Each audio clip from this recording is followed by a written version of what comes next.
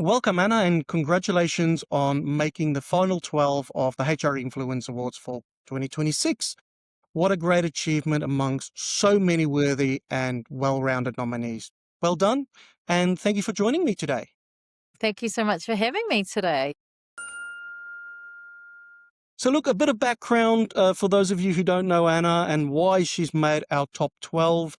Anna is the GM of People Experience at Sharesies, a New Zealand fintech company that is democratizing investing for first-time and younger investors.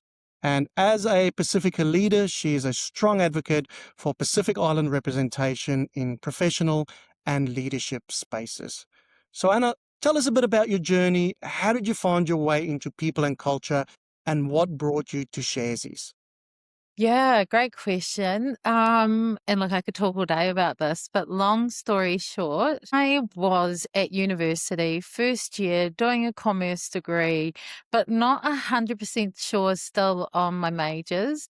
I was working at a call center, I think like a lot of students do during their university years. And let's just say that their people practices were pretty shonky.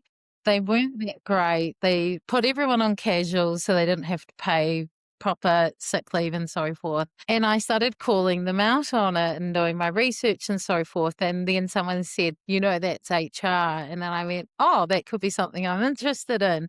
And so I think from a very early point in my studies and probably just myself inherently, fairness and equity and justice is all so important. And so I just wanted to make sure that people's experiences at work were going to be good and going to be fair. And look, we spend 40 hours a week at work, at least. Well, in New Zealand, it's 40 hours.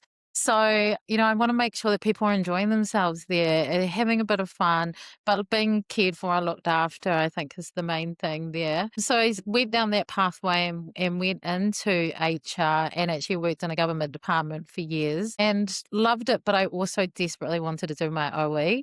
So my husband, boyfriend at the time, and I got him a rugby contract, I should say. And off we went to the UK. We both play rugby. So we both played rugby and travelled around and had an amazing time. And I still worked in HR there. So that was really great getting, different experiences of working in HR over in a different country and understanding the changes of employment laws and ways of working and culture and so forth. Made my way back here, ended up actually working in sports, in a sports role. So I started working there in their P&C function, and I was actually helping them grow and find the people for a team, women's rugby. I was working at New Zealand Rugby. And long story short, worked in women's rugby, growing the game in New Zealand for about 5 years. And really enjoyed doing that. And I think that was a really good way of getting me thinking about things differently in the people space.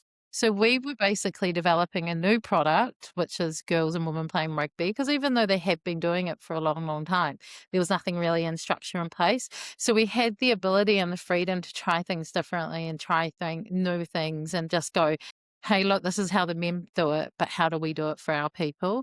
And I think that's kind of crossed over into working back in the people space at Sharesies, is going, hey, look, we had a product, men's rugby, that worked really well for them, but it wasn't working for us. And again, how do we then at Sharesies, as a new startup we can kind of build and create the systems, policies, processes, and that work for us. So how can I translate some of that stuff we did differently in the women's game crossover to Sharesies? And so, coming into a fintech, I think we didn't even have 50 people at Sharesies when I started, and we're about 230-ish now. And so coming in somewhere new, I think for me, reinvigorated my love for the people space, because we kind of had the opportunity to try things differently. And then we've got some really, to me, young, energetic founders that wanted to try things differently, not just financial services differently, but kind of everything a little bit differently. So that's kind of a long way. Love it. I mean, I love it. You sound tough. You sound competitive, and you sound quite creative. So, what a force to be reckoned with. So, for people who don't know Sharesies, what's the company about, and what makes it such a special place to work? Apart from the fact that it's innovative and the founders are young and the team is young, what have you found really that's drawn you and keeps you there? Yeah. So look, our whole purpose is about creating financial empowerment for everyone. You know, we wake up and every day we know that everything that we're doing is going to help unlock things for people so that they can feel so much more empowered to make a difference for their wealth, not just for them, but we say for mokupuna as well. So for future generations. And in Te Reo Māori, Mm. mokupuna is our grandchildren. So it's not just for me, it's not just for my peers' children, it's for their grandchildren and so forth. So, you know, for people like me that's really wired around the collective and thinking about long term success, all of those different pieces of what Sharesies is trying to do helps me turn up to work, makes me go, yes, this is what I want to do. And hearing the stories, like I was just looking on our Slack channel, we've got a celebrations channel. And we've got a team of people out doing a roadshow at the moment. And I'm literally, it sounds cheesy, but I'm sitting there going, oh, this is why I love my job. And people going, I love that I'm working in a role where I am selling stuff that's making a difference. It's not just selling something for the sake of selling something because it would be good. This is actually making a difference to farmers' lives who they're working with so that they can really unlock and start, you know, looking at their wealth differently. And so when you've got people that come out buzzing like that and sharing those stories, more and more of us want to keep doing that and seeing how the work that we do can make such great changes. So, yeah, that's a little bit about it. We started off as investing only. And for a lot of people, it was that first foray into investing. And that's why we were kind of looked at as the new beginner entrant space. We've now got a whole huge business of everything from like just last week, we've got Will's product as part of our products now. We've got savings, we've got a business, a whole business arm to it. And I think you were asking around why do people stay too? We offer people ESOP, so employee share option plans. So people, everybody at Sharesies has either options or shares. So there's shareholders. There's an extra little piece of motivation to go for gold. And, you know, one of our values is chase remarkable. So try things differently and go, you know, shoot for the moon. We know that if we do well, if Sharesies does well, the share price does well. And then that helps us again in a different way of growing our wealth. So there's that piece there. And that's part of what our B2B team does is that we actually have a product where companies can put their team's ESOP through. So we now have access to our own ESOP through our own product that we have. So yeah, the fact that our teams were able to create those types of products as well to enable us and businesses has been really cool. I love it. Very family oriented, very Mm. future oriented, and building wealth together. I think that's really admirable. So, in terms of your work right now, what's the thing you are most proud of? I think, to be honest, it sounds a bit cheesy, but I am really proud of seeing my team lead and seeing the work that they're doing, the work that they're leaning into. You know, my team and I have been working together for quite a while now. And so seeing them grow and develop and really being able to take ownership of pieces of work, programs of work, to me means that I can see them growing and their confidence, but also that gives me that space then to kind of and tinker in different areas that we may not have been able to. So there's so much that the team are doing that I'm proud of. And I'm not very good at talking about myself. I'm talking about me. So, but I am. I'm really proud. And I think that that talks about, I think that is a long way of coming back to saying I'm proud of myself for being able to kind of give them that freedom and autonomy that I know that they need and want, and then seeing them kind of really enjoy that space that they have to work. Well, it Yeah. sounds like you're really good at taking people on a journey, helping them grow into better people, better humans, better workers. It sounds like that's kind of a real core strength of yours. Would you say that? I think taking people on for the journey, I talk about that with our CEOs a lot. And I think that's a really important thing. If we're trying to make change, if we're trying to do things differently, if we're trying to do a whole change transformation, or even if we're looking at offering a product that might not make sense to start with, it's all about the journey and taking people through that and explaining the why. And I think once people understand that, they're on board. So Sharesies' mission is all about financial inclusion and, by the sounds of it, even more broader inclusion Yeah. generally. So essentially making investment accessible to everyone, including your staff. So how did you go about building people practices that genuinely mirror that mission rather than just borrowing the language? Think like when I started, one of our co-CEOs, she was on parental leave, but she had started off looking at well-being, but going investing in you.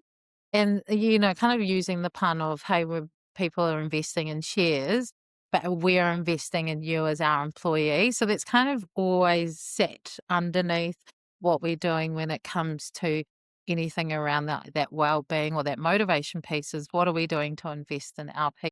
So I think that's kind of where it started from. And then again, because we were small, we were nimble at that point, we could kind of make sure that we were able to design and create and build with our people for our people. Sure. And I always think that is just so key for people to really engage and really feel like they want to be a part of or connect in with what you're trying to do. Otherwise, I mean, it's so, so easy for HR people to sit there in their office or on their floor and go, this is what we're going to do, this is what we're going to do. And I did that for years as well, because that was what it was traditionally, as policies and processes come from HR and this is what it is and we send it out and do it. And look, I've also worked outside of HR, so I can see how people go. "Huh?" So, we did figure out, and I know lots of other companies and that have figured out too, that if people design with us, for them and us, then we're going to get way better engagement in the initiatives that we're doing. And then I also just want to do a little reminder that people are employees too. So so we do have some good insights, but also, we're designing for ourselves as well. So we're thinking of that. So I think sometimes people outside of HR forget that HR are employees as well. Really love it, right? Because, you kind of joined the company where it was still, call it a toddler or looking Yeah. to grow up. And so you could really help shape and mold. How did you go about, I guess, feeding some of your ideas, some of your insights up to leadership? Because it sounds like the founders, the leaders, the SLT was really on board with, people for people mentality. But how did you go about building that relationship with the founders from the ground up and getting them to buy into your ideas and support your ideas? Yeah, I think very early on, I realized that people were central to them as well. So they really did care. And I think for them, because they're younger than me, so I can say young, as young founders that are ambitious, they know also that the biggest, people might not say it out loud, but the biggest cost to a business is going to be your people, right? So you want to ensure that when you're spending money on something, you're doing it well and you're doing it in the right way. So I think that feeling and that expectation and that want has always been there, that we look after our people. And one of our values is always care, and that's in everything that we do, but particularly our people too. So it wasn't necessarily hard to get them on board, but I learned very quickly that data helps. Um, so, people boards, exec, they love data to help drive decisions. Data doesn't always have to be quantitative, but they do like to understand the data. And then not just this is a problem or this is a theme that's coming up, full stop, done. Like this is a problem, this is a theme, or this is what we're unearthing. These are some ways that we might like to mitigate it, or we might like to have a conversation about it, or depending on what it is, these are some recommendations and so forth. So it's always about coming with what we're unearthing and then coming with solutions or wanting to work with them. I think anyone, if you're coming with a problem and saying full stop, they're going to go, okay, well, what next? So always preempting that what next with, hey, these are some things that we could do next, I think is really key.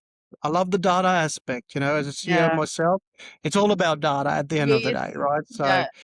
so look, at the start you were talking about, shares have essentially grown quite quickly, have grown quite fast. What's the hardest challenge that comes with that growth? It's probably something that maybe you didn't expect or that caught you off guard. didn't I think the thing is that I've never ever worked at a company where we've grown so fast. So I didn't go in with any preconceived ideas, thankfully. We just moved very, very fast. And I think the biggest learning that we had, especially the first time around, is it's not just about ensuring that the onboarding processes and the induction and the recruitment processes and all that are really, really good for your candidates and your new employees. Equally as important that the onboarding for the people that are already here is not as disruptive, because we know that when you're onboarding new people, it is going to be disruptive. So how do you ensure that it's as least disruptive as it can be? But also, how do you ensure that, like, the culture is going to change. It's a given. Culture's never just going to be stuck in one place, or hopefully not. So it's like, how do you ensure then that the next wave or the cohort of people coming in are going to continue to add to the culture and help us round that out and continue to grow and continue to make it a great place that people want to come and work at, as opposed to feeling like there's them and then there's us, or we're just trying to cram people in and go, this is what it is, like it or lump it. So it was really important that as people were coming in, they felt like they could also add themselves to the place. And I guess that belonging piece is really important, that people don't just feel like they're included there, but they feel like they belong. So, yeah. I mean, I really like, your thought around, well, you've got your existing culture, you're about to bring in a ton of people. You're either going to help and strengthen your existing culture, hopefully it's the culture you want, or Yeah. potentially you run the risk of essentially diluting it. So what did you in the recruitment process focus on? How did you go about making sure, you bring the right DNA in to, strengthen that culture as opposed to hinder it? Yeah, look, culture add is important. I've worked at so many places, and I don't think it's ever been intentionally bad on their behalf by saying culture fit. But I think a lot of places do talk about culture fit. And, the concern around obviously culture fit is that it's just going to be super homogenous and everyone's going to be the same, think the same. So that's why culture add has been really important. And our recruitment process right from the start's been really intentional. So, and this could be a little bit contentious to some, but we send out our interview questions to our candidates beforehand. So they get a nice little brief bio on who they're going to be meeting with and where they're going. They get told how to dress, even casual, very casual, just because there's nothing worse than dressing up too much and then or too less. But also, I always take it from that whole point of some scary boss is not going to come up to you at your desk and go, tell me about a time when you or give me an example of because that's just not how we work. Or if someone doesn't have the answer straight away, someone else in a meeting's not going to write them off. So it's like, how do we set people up for success right from the beginning so that they can bring their best self to the interview? And so I think that's really important, because for people like me, I really appreciate getting questions or being able to prepare for a meeting or an interview beforehand so that I can give my best answers, I guess. So that's a really big one. We, from a Tao Māori or Māori world view, we're very much on the collective. So if someone wants to bring whānau or family along to support them, they're welcome to do that. Same with a support animal or the like. Or if someone, like we've had people that are sick that have desperately still wanted to interview, and we just flip to online. So we kind of try and make it work for the people so that they can feel the most comfortable they can be when they're trying to put their best self forward, because interviews are scary. So we do it all the way from that point. And we're also really conscious that people might be customers of ours or potential future Yes. customers of ours. So we also want those interactions to be at the point where they come back and go, man, you know what? I didn't get a job at Sharesies, but that was so cool. That was such a cool interview or process or so forth. And Right. what feedback have you received from candidates? Because it's quite different, right? Yeah. I really like it. You make people feel immediately included, really calm, and reduce the anxiety. Have you had much feedback on your process? Yes, because we go out to people, we go out to those that we did employ to understand about their recruitment process as well. So we want to know from them what they thought, and we do get feedback, and like majority of people always saying or calling out the questions beforehand as well. So, That's you know, great. it is a bit of a process. We have that first interview, then we have a second one, which is more around technical. So, you know, you want to understand your technical abilities. We might not send you out the whole, if it's a test or something, but we might go, hey, we're going to do a code pairing interview next, and these are the type of things that we'll go through, all this, that, and the other. So very clear then still all the way through. Yeah. Love it. So you touched a little bit on culture and what that means. So what does building culture actually mean to you? So not the textbook answer, Yeah. but in practice, how do you go about it?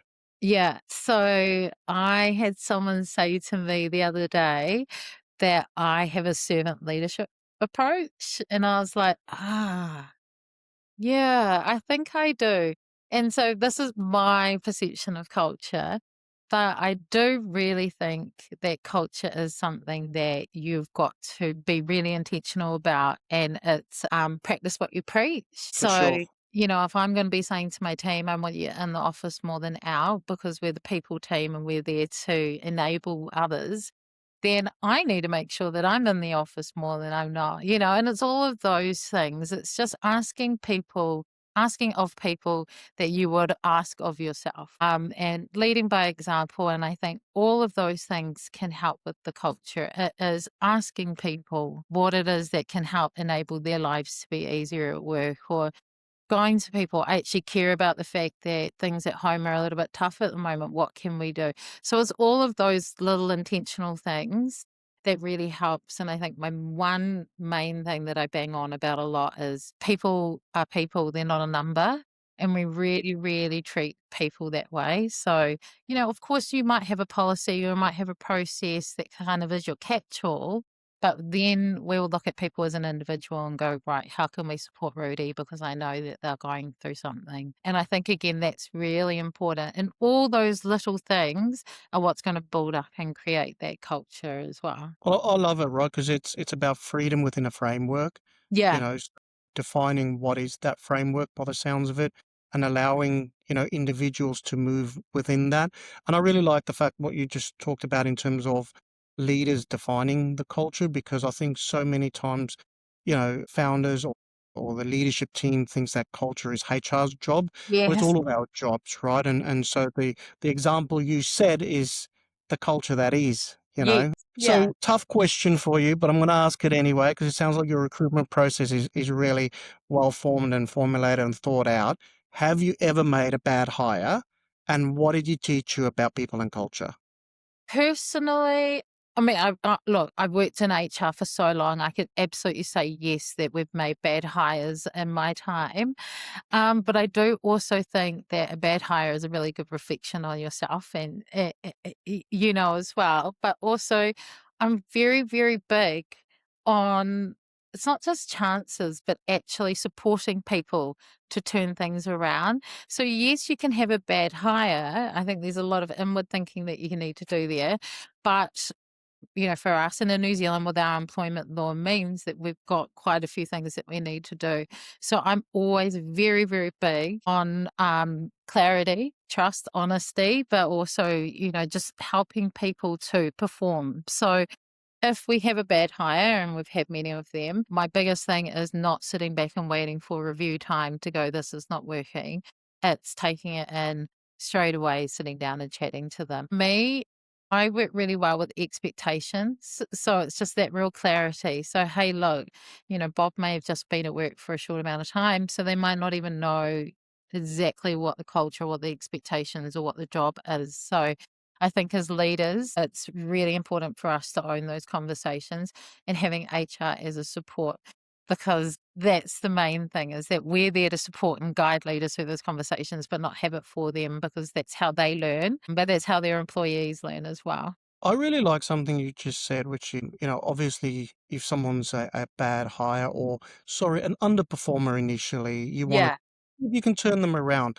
But at some point, it sounds like you also, it's also fair and the right thing to do. If they don't work out, call it sooner rather than later, Yeah. because it's not just damaging for your organization, but it's also damaging for them and their confidence. So I actually really like how you've just described in terms of you got to give people the benefit of the doubt, but at the same time too, you got to call it for what it is too when it doesn't work out.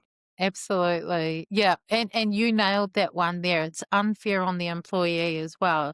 The last thing anyone wants to do is hear that they're not performing, find out they're doing a bad job, but from someone else. So, yeah, most people want to be able to turn that around. So, giving them the opportunity to is key. So when we first started the conversation, we talked about culture, and it's not about just, hiring the same lemmings, it's about diversity of thought, really, is what you referred to. So what advice would you give leaders about navigating the diverse personalities across an organization from the exec table to the front line? Yeah. Look, this has been an interesting one for myself as well over my career and so forth. And I was really lucky at one of my jobs. I was put on this leadership course and it was 2 days. I don't want to ruin it for anyone else that goes on it potentially, but it was 2 days working with horses. And that was, funnily enough, horses were the key to unlocking me understanding people.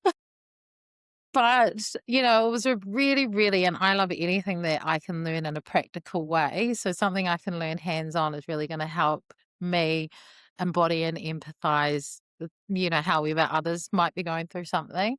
So working with these horses really, really helped me understand in a practical way how different people are.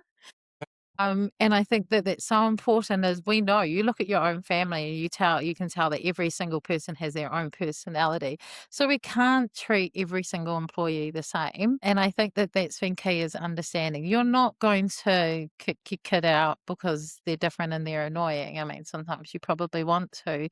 And that's the same with employees, but you learn how to work with them. You learn how to work with your family. You learn how to understand them. And sometimes it's really just spending a little bit of time with, those individuals to understand what those things are that might connect you or that might understand them a little bit more to get why they might be the way they are or do things the way they do it. So horses, and one thing that one of my team members said to me a few years ago, I said, I always treat people how I want to be treated. And he goes, no, Anna, you should treat people how they want to be treated. And that's stuck in my head ever since. And I blab about that all the time. But that really helped me reframe that whole little saying and going, yeah, actually, because how I want to be treated might be quite different to how Rudy wants to be treated. And so I have to think about that and understand my team better too. So I think that that's key for leaders across any organization is understanding the differences and seeing how you can connect with those people too. I really like that, right? Because I think the way I look at it is you can have a team full of different personalities, different ways of communicating, and different ways of solving problems. But as long as they all face the same way in terms of what we're trying to achieve and how we go about achieving it, I think that's the core essence for me. But the the fit between personality and culture in many ways. Yeah, exactly. And look, like we touched on previously as well, there's going to be times when there might be one or two individuals that no matter what you do, it's just not going to work out. And that's when you then round back and have those conversations with them. Yeah. So, in your experience, what are the telltale signs that a company's culture is not aligned with its business strategy? So, some of the early warning signs people leaders should watch out for. What advice do you have?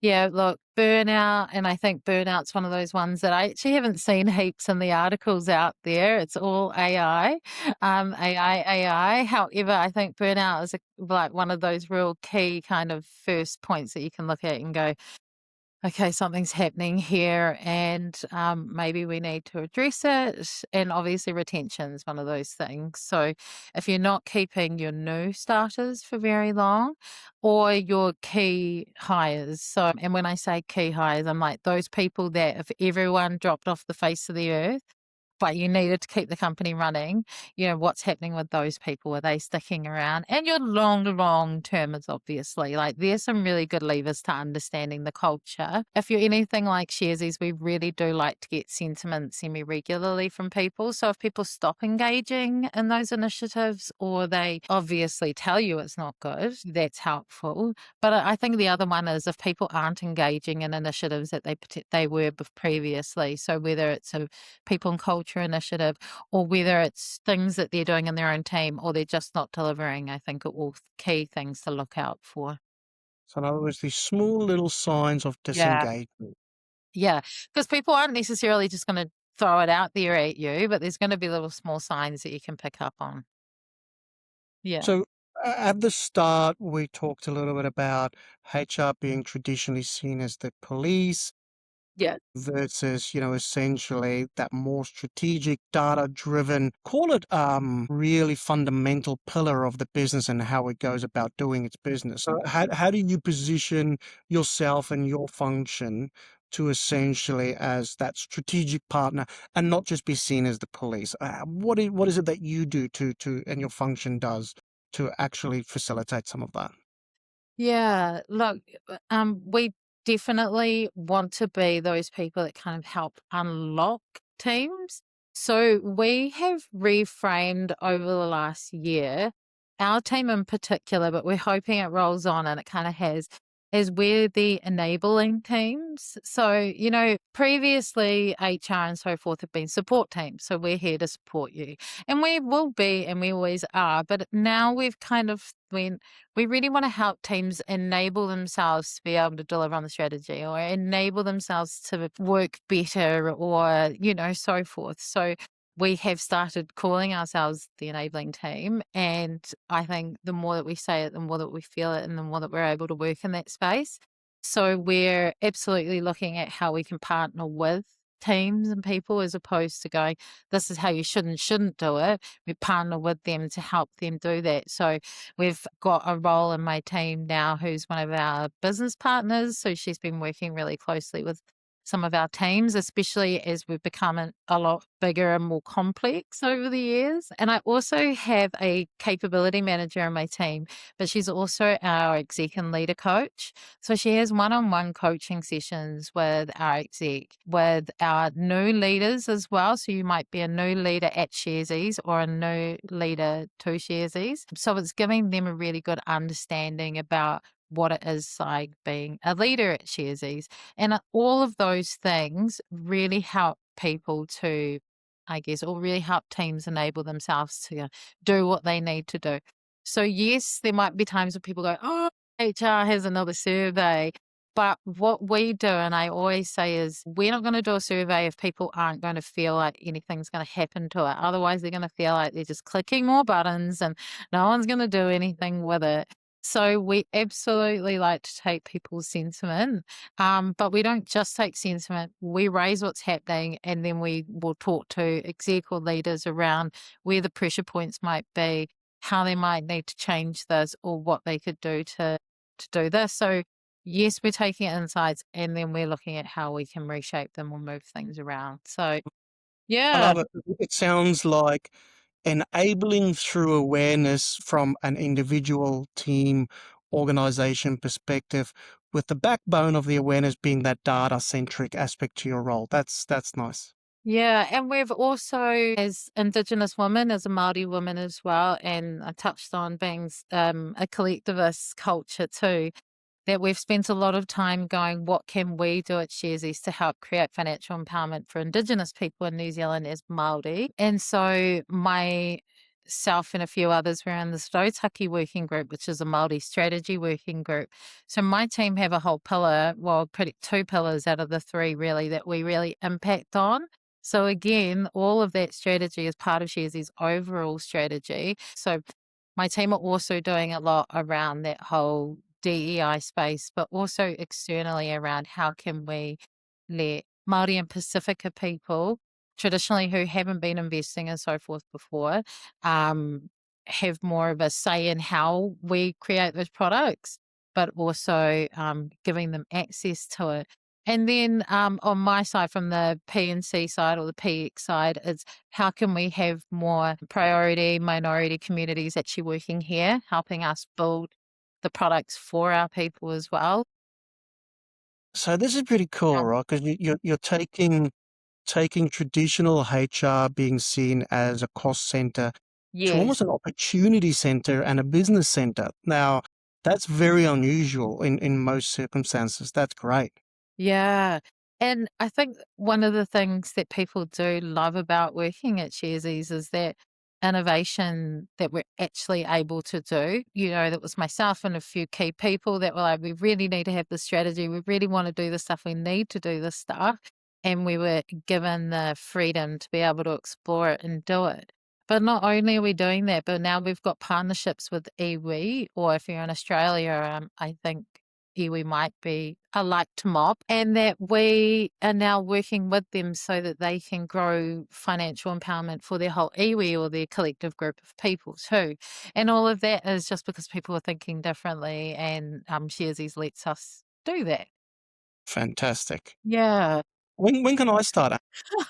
Yes, please. Tawiki like that. Hey, listen, final question and I'll let you go. If you could go back to your younger self, what 3 pieces of advice would you give yourself about HR, work, people and culture? What would that be? Absolutely. People are more than a number, because back in the days when I worked in huge, like thousands of people's organizations, it was very much that. And so I wish I didn't have that grounding in some respects. What other pieces of advice would I give myself? You don't know everything and you never will. So and that's probably for everybody, right? Like, no, so be okay with that. And then the next one is change is constant. So just go for the ride. Nothing's going to be the same, especially in the people space. So be ready for the unexpected. This was great. Anything else you wanted us to put out there for people that might be interested in your journey or might be interested in Sharesies? Anything else you wanted to share? Uh, Just that I always love connecting with more people in the people space. Connect with me. I'm on LinkedIn if anyone's ever interested. But really, I think the main thing that really drives our people is that connection to purpose and the values. And our values are really woven into our DNA. So I think that that's really, really key. Anywhere I will work at after here, it will be key to have. If it doesn't, there will be something that I'll work through, weaving those pieces really into the DNA of the organization. Fantastic. Well, thanks, Anna. That was really good. I really enjoyed our chat, and I'm taking a lot away from it, especially the interview piece for new candidates. I think that's really interesting. So thank you very much. Thank you.